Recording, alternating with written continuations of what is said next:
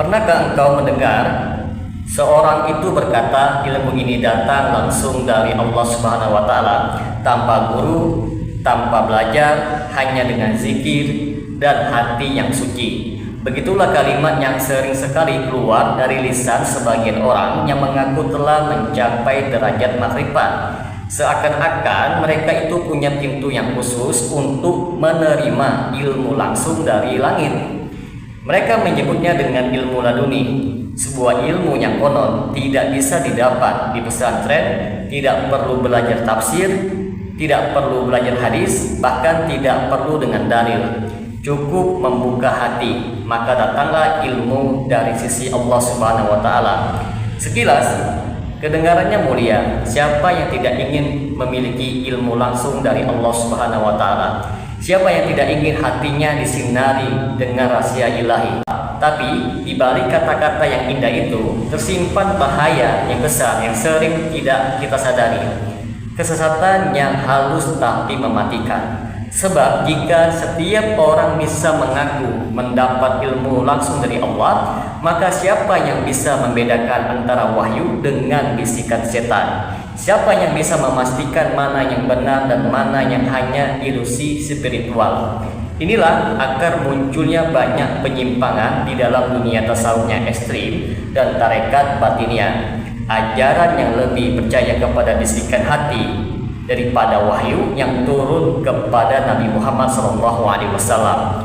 Dari sinilah bahaya ilmu laduni bermula, teman-teman. Ketika perasaan menggantikan wahyu, bisikan hati menggantikan dalil, dan mimpi dijadikan sumber hukum, maka lahirlah manusia-manusia yang merasa paling suci, paling tahu rahasia langit, padahal sejatinya sedang berjalan di jalan kesesatan yang dibungkus dengan jubah kesolehan. Bagi teman-teman sekalian yang penasaran dengan kelanjutan dari pembahasan video kali ini, maka tonton terus video ini hingga selesai agar kita menemukan fakta yang sebenarnya.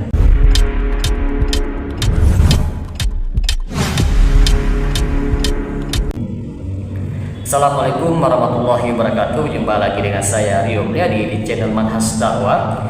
Pada episode kali ini kita akan membahas tentang kesesatan ilmu laduni. Ilmu ini adanya ya di Quran dan Sunnah. Ini ilmu syar'i ini Quran dan Sunnah. Ini harus kita ingat. Dan ilmu ini yang gak ada yang lain, Quran dan Sunnah. Dalam Islam gak ada istilah ilmu laduni, gak ada dalam Islam. Kan ada orang bilang, oh dia gak belajar, dia punya ilmu laduni. Dari mana? Itu ilmu setan. Gak ada ilmu laduni. Dari mana? Belajar sama siapa dia? Oh dia belajar di tempat yang gelap. Ya setan, tempat yang gelap. Dia langsung dapat. Kalau dia lagi duduk begini bersila, dapat ilmunya. Itu ilmu setan. Nabi SAW mendapatkan ilmu dari siapa? Dari Allah melalui malaikat Jibril, langsung disampaikan. Sahabat belajar dengan siapa? Rasulullah SAW. Tabi'in belajar dengan sahabat. Semua begitu. Nggak ada orang bertapa dapat ilmu, nggak ada. Itu mesti yang masuk apa? Setan yang masuk. Nggak ada misalnya ilmu, nggak ada itu ilmu yang sesat dan menyesatkan.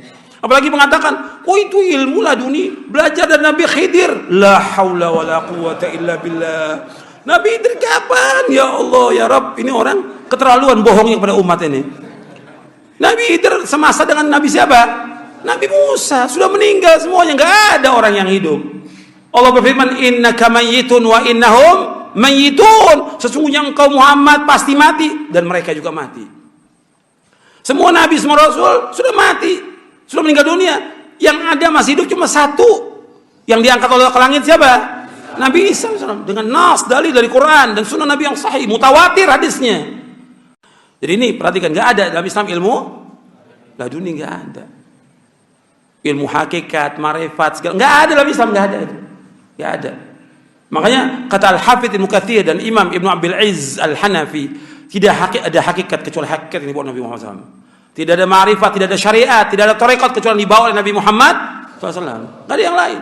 Pembagian-pembagian yang baru yang dilakukan oleh manusia ini pembagian yang bid'ah untuk memisahkan dan membuat kasta bagi manusia, nggak ada dalam Islam. Ilmu dasarnya Quran dan Sunnah. Kalau bukan dari Quran harus tolak.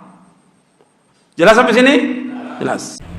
Banyak orang hari ini membicarakan sesuatu yang disebut dengan ilmu laduni, seolah-olah itu adalah ilmu yang sangat tinggi, istimewa, dan bahkan dianggap lebih hebat dari ilmu yang diperoleh melalui belajar, membaca, bahkan mengkaji.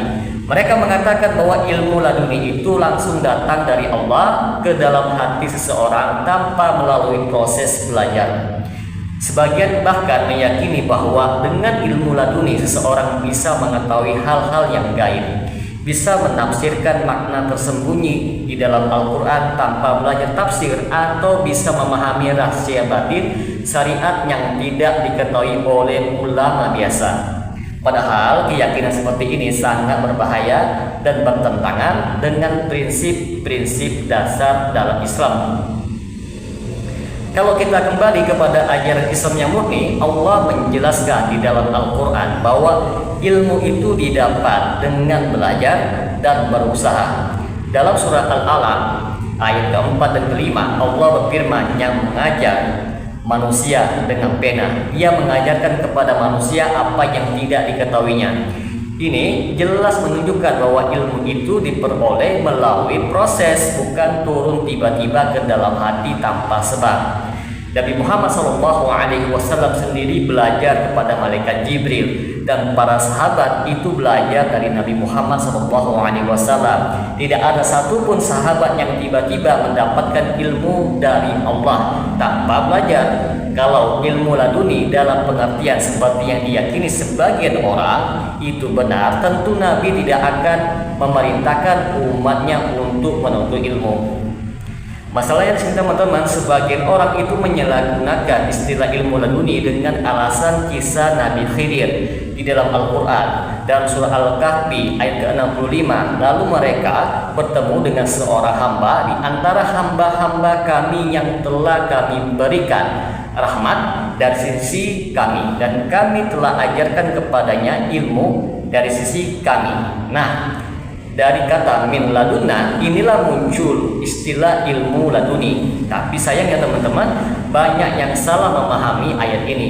Nabi Khidir adalah seorang hamba yang mendapatkan wahyu khusus, bukan orang biasa. Ilmu yang beliau miliki bukanlah hasil ilham bebas atau bisikan secara gaib seperti yang diklaim para pengikut tarekat, melainkan ilmu wahyu yang Allah berikan secara khusus kepadanya untuk tujuan tertentu. Artinya, tidak bisa dijadikan dalil umum bahwa setiap orang itu bisa memiliki ilmu laduni seperti itu.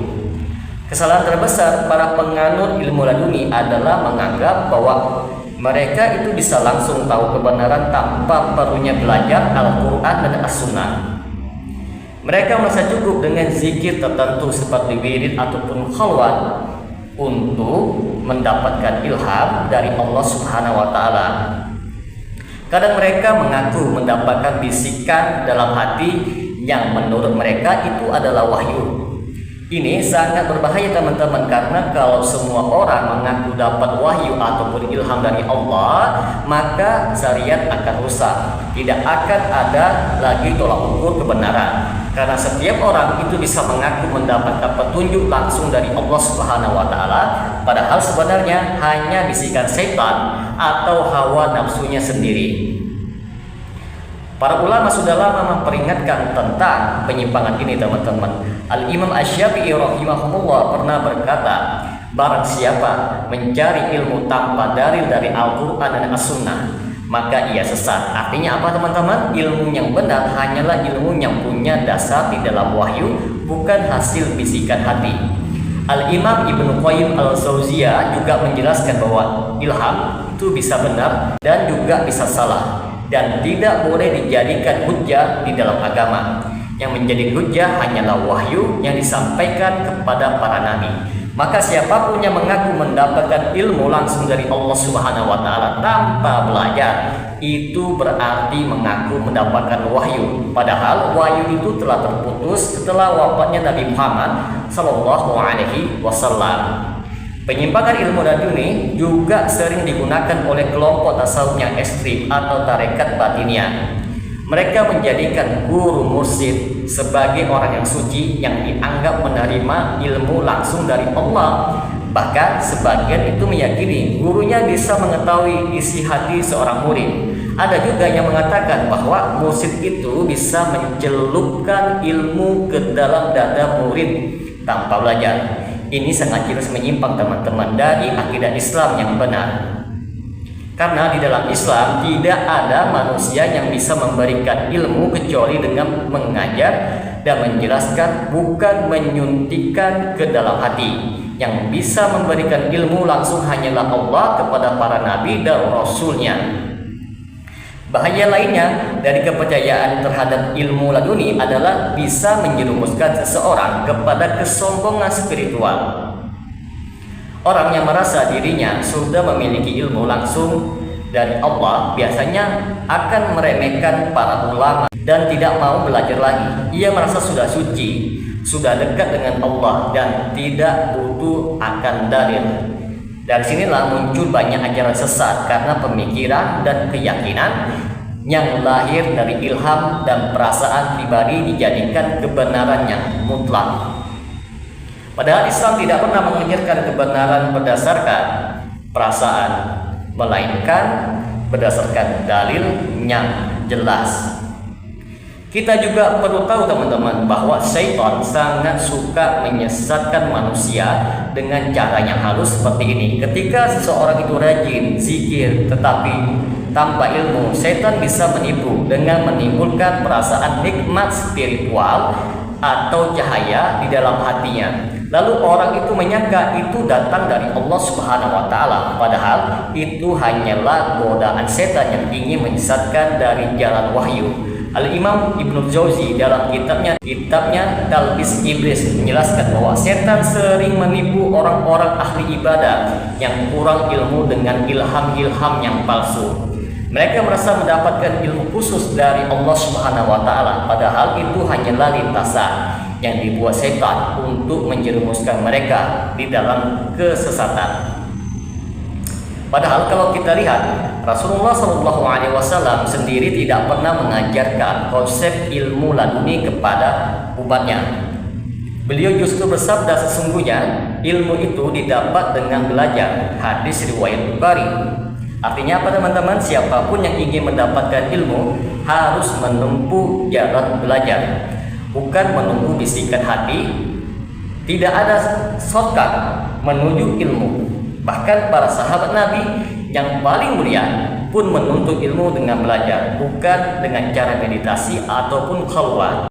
Jadi konsep ilmu laduni yang diyakini sebagian orang bisa langsung dapatkan ilmu dari Allah tanpa belajar sebenarnya adalah penyimpangan yang besar. Ia menyalahi sunnah Nabi Muhammad SAW, menyalahi fitrah Islam dan membuka pintu bagi kesesatan. Karena kalau setiap orang merasa bisa mendapatkan kebenaran tanpa belajar, maka semua dalil akan dianggap tidak perlu dan akhirnya lahirlah sebagai berbagai ajaran aneh seperti syariat hanyalah kulit, hakikat lebih tinggi dari syariat, atau aku sudah sampai pada derajat makrifat, tidak perlu lagi sholat dan puasa. Inilah puncak kesesatan dari ilmu laduni, mengantarkan seseorang kepada pengingkaran terhadap syariat. Kita harus berhati-hati teman-teman, sebab banyak kelompok yang menamakan diri mereka tarekat atau ahli makrifat atau pencari hakikat yang menggunakan istilah ilmu laduni untuk menarik pengikut. Mereka mengajarkan zikir-zikir tertentu dengan janji akan membukakan rahasia gaib, melihat nur ilahi atau mendapatkan ilmu langsung dari Allah. Padahal semua itu hanyalah jebakan yang menyesatkan. Ilmu yang benar hanya datang dari wahyu yang disampaikan oleh Nabi Muhammad SAW, bukan dari hati manusia biasa. Kesimpulannya, teman-teman, ilmu laduni yang diyakini sebagian orang hari ini bukanlah ilmu yang benar. Ia hanyalah hasil khayalan, bisikan batin, atau bahkan gangguan setan yang dibungkus dengan istilah spiritual. Islam telah sempurna dengan wahyu yang Allah turunkan.